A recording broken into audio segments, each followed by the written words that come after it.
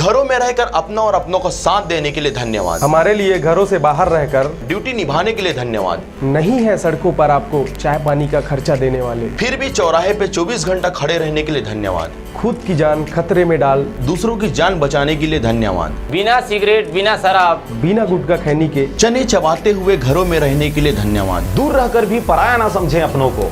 हम भी तड़प रहे हैं आपसे मिलने को। शासन की सारी निगाहें आपको लाने पर हैं। बहुत जिम्मेदारी है राज्य के जिम्मेदारों पर।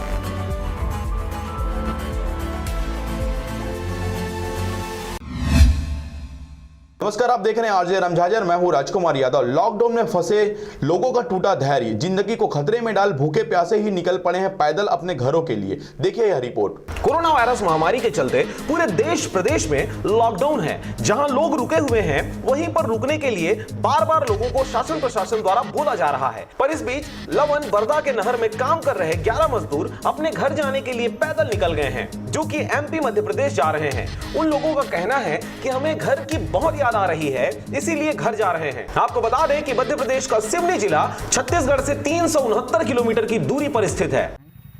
और क्या नहर का काम करते हैं। नहर का काम जब तक काम किए तो ठीक है। अब लॉकडाउन में हम लोग फंसे हैं तो अब सोचते हैं सर कि आज लॉकडाउन इस तारीख को खुलेगा, उस तारीख को खुलेगा।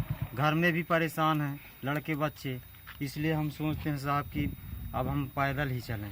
कहाँ जाएंगे आप? हम लोग जाएंगे सर एमपी उमरिया जिला से। उमरिया जिला? जी सर। वहाँ खाने पीने के लिए पैसा नहीं दे रहे? सर खाने पीने के लिए पैसा दिए थे, देते रहे, लेकिन क्या है कि हम लोगों को घर की भी याद बहुत आती है। 2-2 4-4 माह हो गया सर।